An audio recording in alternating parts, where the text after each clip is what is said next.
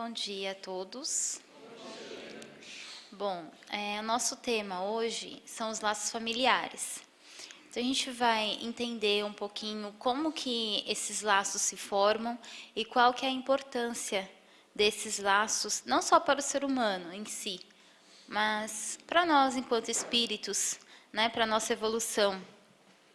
Mas, primeiro, vamos entender um pouquinho o que significa a palavra família.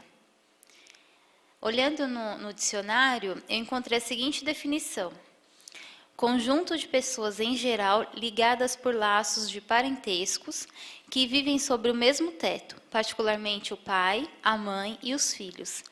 Mas será que família, para o Livro dos Espíritos, aliás, para o Espiritismo, é apenas essa definição simples e tão humana? Vamos ver o que nos diz a questão 774, no capítulo 8.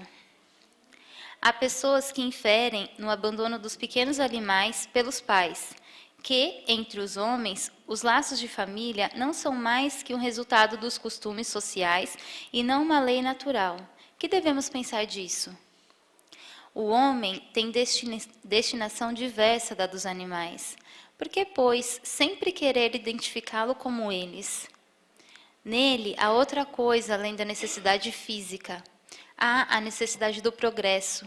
Os laços sociais são necessários ao progresso e os laços de família estreitam os laços sociais. Eis aqui porque os laços de família são uma lei natural. Deus quis que os homens aprendessem assim a amar-se como irmãos. Mas qual seria para a sociedade o resultado do relaxamento dos laços de família? Uma recrudescência do egoísmo. Por que uma recrudescência do egoísmo? O que a gente pode tirar disso? Vamos pensar na nossa fase de criança, que é a fase tenra do aprendizado, né? Onde os nossos pais têm lá o dever e a responsabilidade de nos guiar pelos caminhos do bem, pelos caminhos de Jesus. E a gente está lá brincando com um coleguinha e daqui a pouco, ô mãe, o fulano pegou meu lápis de cor, mãe. Tira dele, é meu. E aí vem a nossa mãe, com toda a ternura, com toda a doçura.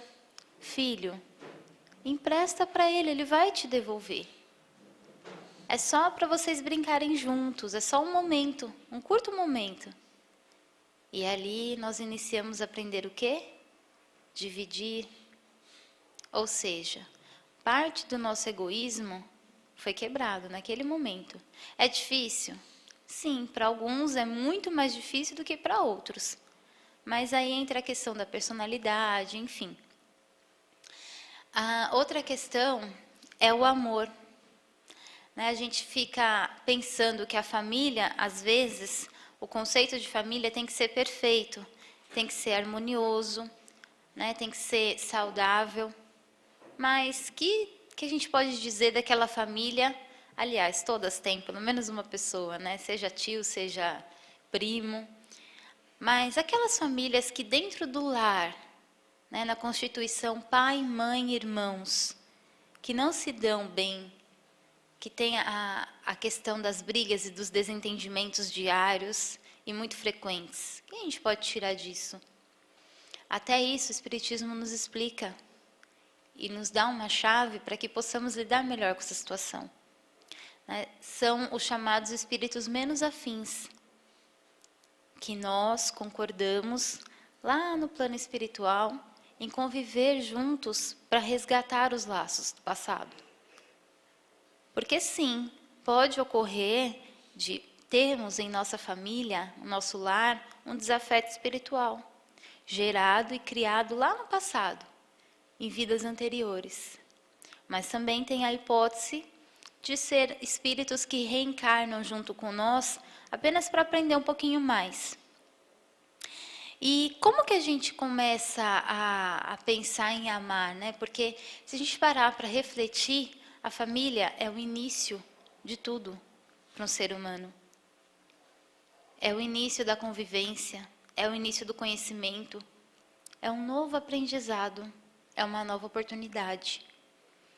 E o que dizer daquela mãe ou daquele filho que reencarnam juntos como mãe e como filho mas que são desafetos de vidas anteriores. Irmãos que convivem debaixo do mesmo teto, mas que são desafetos. Ó Pai, como aprender a perdoar, como aprender a amar essas pessoas, né? Como aprender a conviver com elas de forma harmoniosa, de forma saudável e crescer junto, porque cada um tem aquilo que sabe e pode ensinar, mas também tem muito que aprender. Então, vamos ver um pouquinho de como esse amor pode surgir e ressurgir. Tudo começa aqui. Então tá lá, a mãe esperando o seu bebê. Essa situação que a gente está vendo nessa imagem, ela com certeza foi acordada no plano espiritual. Ou seja, a mãe ofereceu o seu ventre àquele espírito para que ele pudesse ter uma nova oportunidade aqui na Terra. Olha que gesto bonito. E o espírito, por sua vez, o filho, também aceitou vir na condição tão precária de um bebê aos cuidados dessa mãe. Olha a responsabilidade que um transmite para o outro e ao mesmo tempo a confiança. Porque uma criança no ventre da mãe, ela é totalmente, inteiramente dependente da mãe. A alimentação, a sua saúde, a sua formação, a formação do seu corpo, depende de quem? Principalmente da mãe. Então, o gesto de amor, né, a unicidade do amor, já se inicia na gravidez. Nascimento. Como explicar a sensação de uma mãe ao ouvir o primeiro choro do seu bebê? O sopro da vida, né? Como algumas pessoas costumam chamar. Ali é o primeiro olhar, né? O primeiro reconhecimento entre mãe e filho.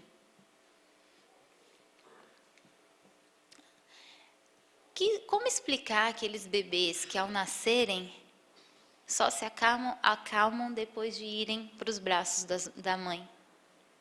É o amor, gente. É o amor que foi passado pela mãe no momento da gestação, no momento da gravidez. O primeiro banho. Se a gente parar para pensar, é uma situação extremamente comum, mas também de muita responsabilidade. O primeiro banho de um bebê. A mãe tem que estar revestida de carinho, de ternura, principalmente de amor. Porque ela tem uma vida totalmente dependente dela em suas mãos. E aí o seu bebê começa a querer engatinhar, né?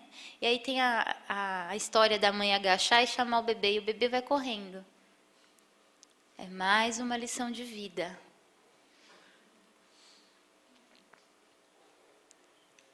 Os primeiros passos, aí já vamos envolver a família inteira, né? Essa foto com o pai, que também é uma ligação extremamente importante na vida do ser humano.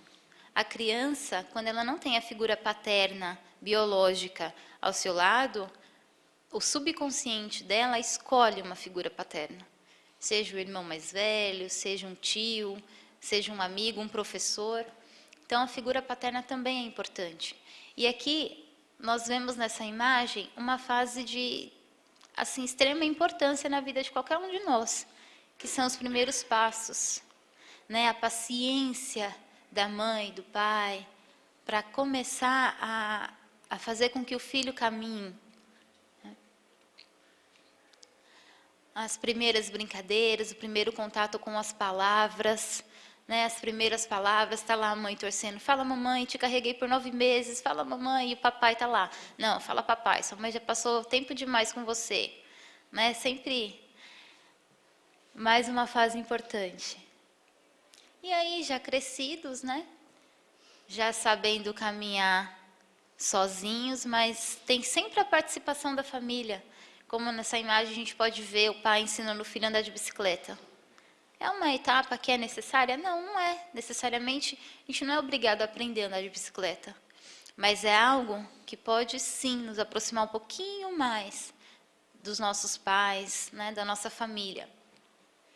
Com essas imagens, gente, nós podemos perceber a grandeza da importância da família na geração e na formação de uma pessoa, no desenvolvimento de um ser humano. Né? Quanta paciência a família tem que ter, os pais têm que ter para ensinar os primeiros passos, né? Para ensinar as primeiras palavras, para dar a primeira comidinha, a mãe para amamentar. Sim, porque existe também a questão do corpo. Muitas mulheres se questionam em relação à mudança física com a gravidez, mas a maioria delas não se importa. Por quê? Porque nós, mulheres, recebemos de Deus, né, nosso Pai, a graça divina de poder trazer ao mundo uma nova vida, de dar uma nova oportunidade. Enfim, o que eu quis trazer com todas essas imagens? O amor. A primeira questão que eu lancei, né, como amar os meus desafetos espirituais, são respondidas por cada uma daquelas imagens. Por quê, gente? A gravidez, como eu havia dito antes, é uma doação, assim, mútua. Um se doa ao outro, espiritualmente falando. Por mais que tenha sido aquele pior desafeto de uma vida anterior, você se propôs a ser a mãe, você se propôs a ser o pai, você se propôs a ser o filho. Então, essa já é uma demonstração de perdão. Eu te perdoo e, ao mesmo tempo, lanço parte do meu desenvolvimento e aprendizado espiritual nas suas mãos. Ser pais é uma imensa responsabilidade, mas ser filho também. Por quê? Com o passar do tempo, com o passar dos anos, a gente começa a ver a nossa mãe, né, desesperada lá na perfumaria para comprar uma tintura para cobrir os cabelos brancos, né? Tô ficando velha. O nosso pai já não tem mais aquela energia para brincar com a gente, já não quer muito falar e pega aquele radinho de pilha, fica com ele no ouvido o tempo inteiro, né? A mãe já quer saber de dormir cedo, só toma chá de camomila.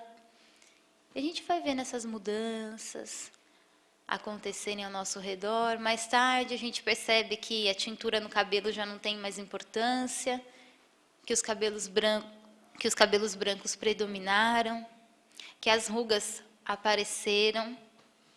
Vamos ser modestos, tá? Não vamos falar para nossa mãe que ela está com ruga, por favor. E a gente nota o passar do tempo. E com isso, eu gostaria de convidá-los a fazer uma retrospectiva da vida de cada um de vocês. Desde a infância, tudo aquilo que se lembra. O primeiro tombo, o primeiro machucado. Né? Tantas vezes que você caiu tentando andar de bicicleta. Quantas vezes o mertiolate ardeu e sua mãe ficou lá soprando. Né? O álcool. Quantas e quantas noites de sono a gente fez os nossos pais perderem porque tinha um monstro dentro do armário, embaixo da cama. E eles, com toda a paciência, nos amaram, nos instruíram e hoje estamos aqui, adultos, pessoas de bem, crentes no futuro, na vida futura. E graças a quem, gente? A unidade familiar. Aqueles casos mais difíceis é apenas com a convivência que se torna mais fácil. Às vezes a gente quer tanto que o outro mude, mas a gente deixa de prestar atenção no que nós podemos mudar dentro de nós, para que o comportamento daquela pessoa também se modifique a partir do nosso próprio comportamento. Veja bem, acredito que vocês já ouviram esse conto, mas eu sempre gosto de frisá-lo quando eu trato de família.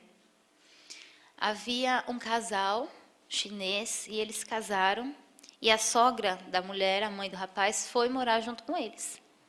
E uma vivia em pé de guerra com a outra. Todos os dias era uma briga, porque você não trata meu filho direito, sua velha chata, por que você não morre? Até que a mulher decidiu procurar um mago chinês. e pediu para ele a morte da sogra. Eu quero que a minha sogra morra, eu quero que você me dê algo para que ela morra. E então o mago pediu para que a mulher esperasse um pouco e voltou com o elixir. Falou para ela: olha, minha querida, tá aqui o elixir, só que você tem que colocar na comida dela 2 gotinhas por dia para que mais tarde, quando a morte chegue, ninguém desconfie de você. Pois bem, ela saiu feliz da vida, né? Vou matar aquela velha. Aí chegou em casa: oi, minha sogra, tudo bem? E a sogra: o que você está querendo? Né? O que você já está pedindo já, né? Não, vou fazer um chazinho para você. Aí foi lá, fez o chá, com todo, né, aquela gana, ai, toma tudo. Pingou as 2 gotinhas de elixir e levou até a sogra. A sogra bebeu. E por dentro a moça ficou extremamente feliz, né?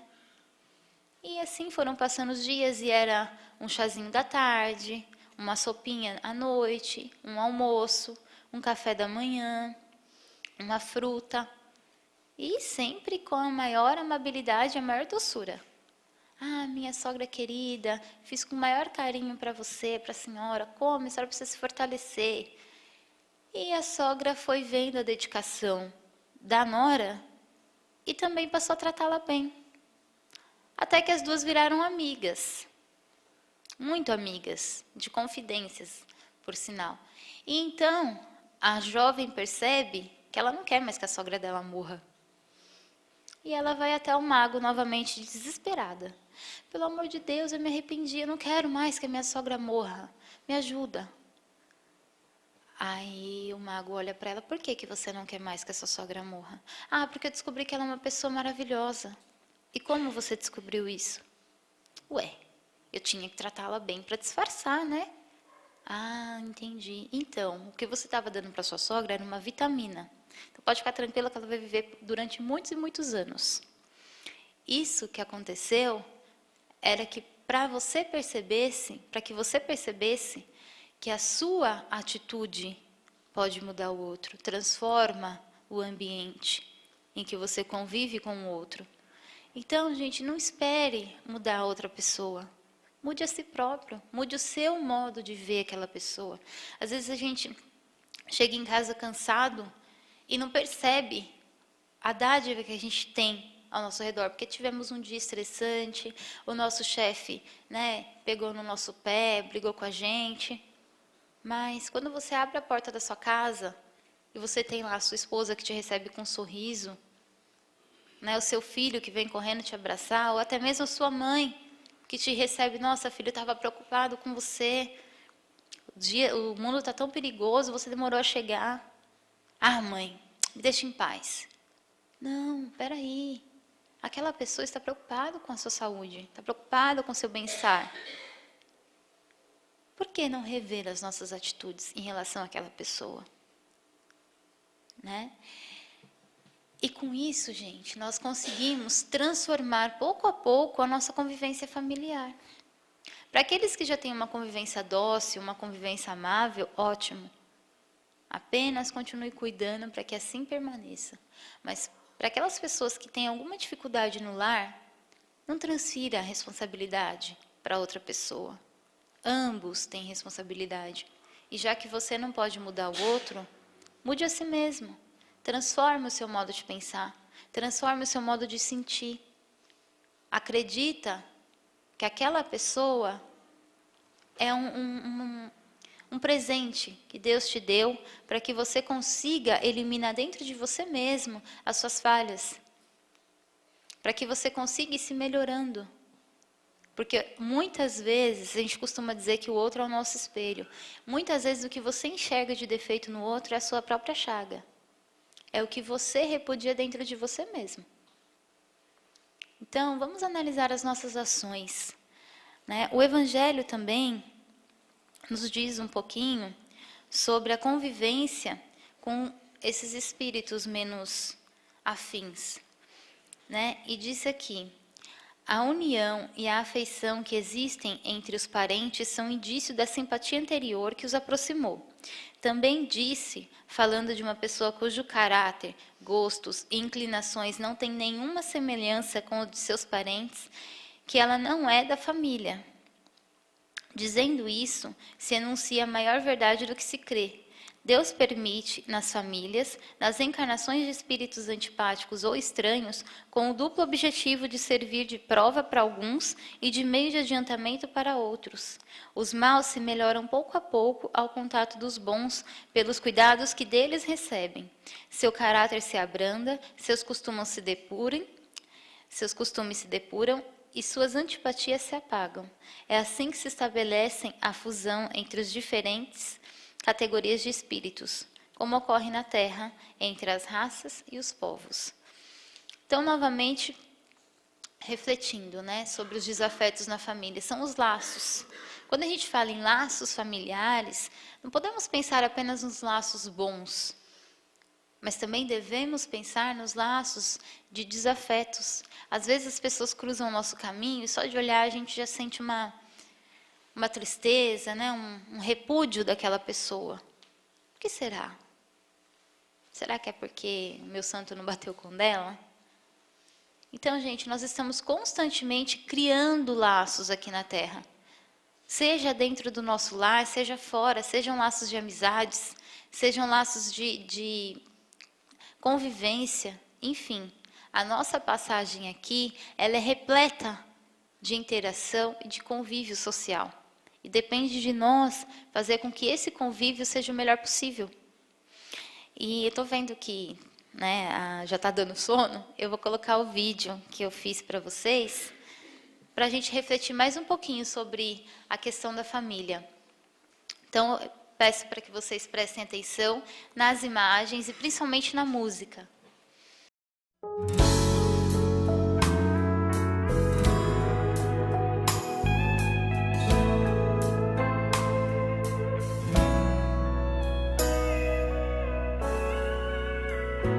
Percebe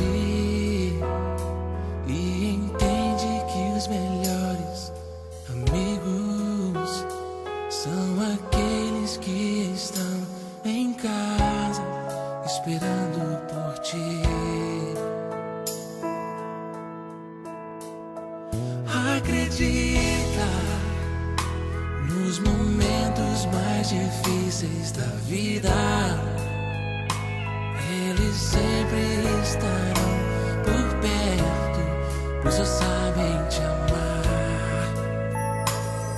E se por acaso a dor chegar ao teu lado, vão estar pra te acolher e te amparar, pois não há nada como um lar.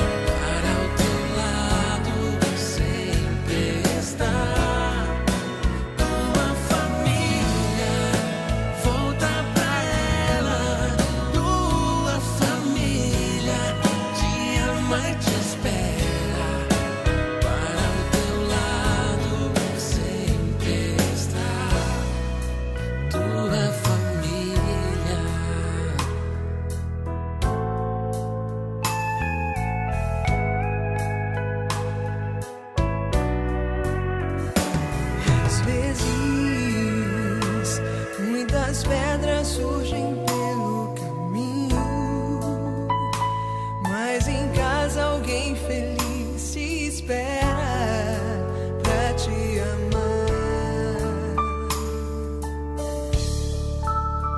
Não deixe que a fraqueza tire a tua visão.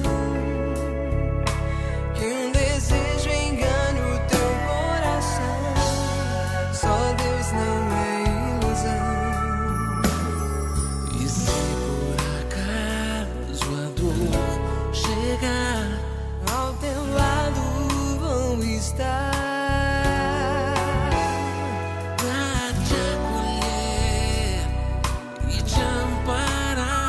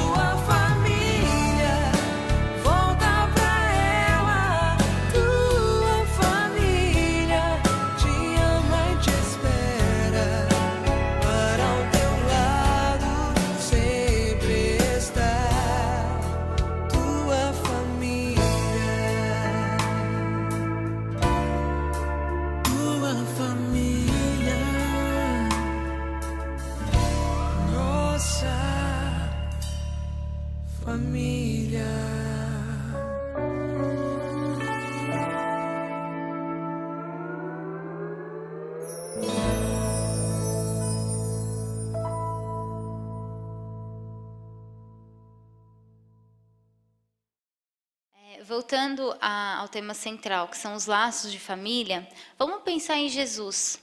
Jesus, quando reencarnou na Terra, ele também teve uma família. Jesus teve Maria, que ensinou os primeiros passos, as primeiras palavras. Se a gente parar para pensar, o Mestre, né, o espírito de maior evolução, que se tem notícia que pisou sobre a Terra, quis nascer em uma família, precisou de contato familiar para aprender os primeiros passos, as primeiras palavras, para aprender a se cuidar sozinho.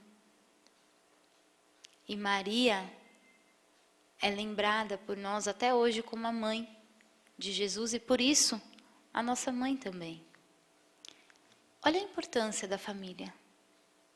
Né? Será que a gente consegue notar e perceber o tamanho da importância dos laços que se criam aqui na Terra? E família, gente, não é só biológica. Existem famílias que o nosso coração escolhe. Como isso acontece? Da mesma forma que existem espíritos que não são muito afins a nós, existem aqueles espíritos que são ainda mais afins do que a nossa própria família de dentro de casa. Que são os nossos melhores amigos, né? Que são aquelas pessoas, nossa, eu tenho 2 mães. Eu costumo falar que eu tenho 2 mães e 2 pais. Enfim, são pessoas que se ligam a nós por laços de afinidades. Laços que outrora, em outra encarnação, nós criamos. Assim como temos a oportunidade de criar novos laços nesta reencarnação. Então, assim, a gente também não pode perder de vista que a família, o conceito família, não se restringe a hoje, né, o tradicional, que é a mãe, o pai. A gente tem família que são formadas por 2 mães, por 2 pais. E por isso devemos ter menos respeito? Muito pelo contrário. Para ser uma família, o principal ingrediente é o amor. A partir do momento que existe amor, existe estrutura. E a partir do momento que existe estrutura, pode-se conceber uma família. Quantos casais a gente percebe que se unem com a chegada de um filho ainda mais? Por quê? Quando você olha para o rosto do teu filho, você vê a unicidade de você e do seu companheiro, da sua companheira. Você olha para o teu filho, você vê os traços. Como não amar? Como não amar o meu companheiro, a minha companheira, se olhando para o meu filho, para a minha filha, que é a coisa mais importante da minha vida, eu reconheço ele, eu reconheço ela. Tudo isso cabe a nós pensarmos. Enfim, a família também é o parâmetro de reencarnação de espíritos menos afim conosco. Por quê? Porque acredita-se que a convivência familiar, queira a gente sim ou não, é a maior convivência que um ser humano tem na Terra com o outro, é a convivência familiar. Por mais que falhar, depende. Não. Quando você é criança, quando você é bebê, pelo menos até os seus 13, 14 anos, você convive com a sua família. Né? Praticamente 24 horas por dia. Seja família consanguínea, seja família adotível, não importa. É família. Então, assim, acredita-se que essa convivência faria com que os laços se estreitassem de forma harmoniosa. Por quê, gente? É no aconchego. A família, ela traz aconchego. A palavra família traz sempre a mensagem de que existe alguém que interceda sobre qualquer hipótese sobre você, por você. Seja só o seu pai, seja apenas a sua mãe, seja apenas um único irmão de 10 que você tenha. Mas você tem. Com os outros 9, se você não tem afinidade, aprenda aos pouquinhos. E um conselho, se me permitem. A primeira etapa do amor é o respeito. A partir do momento que você respeita o outro com suas diferenças, com seu modo de pensar divergente do seu, você aprende a dar o espaço para o outro. E a partir do momento que você transfere a noção de espaço para aquele ser, ele vai pensar, opa, peraí, ela está me respeitando. Ela está me respeitando. Então, eu tenho por dever respeitá-la também. Mesmo que demore, viu, gente? 1 hora acontece. Experiência própria, 1 hora acontece. Então, quando você percebe que você chega em casa, aquela pessoa está doidinha para brigar, né? Chega em casa, cansado do serviço. Aí está lá a mulher.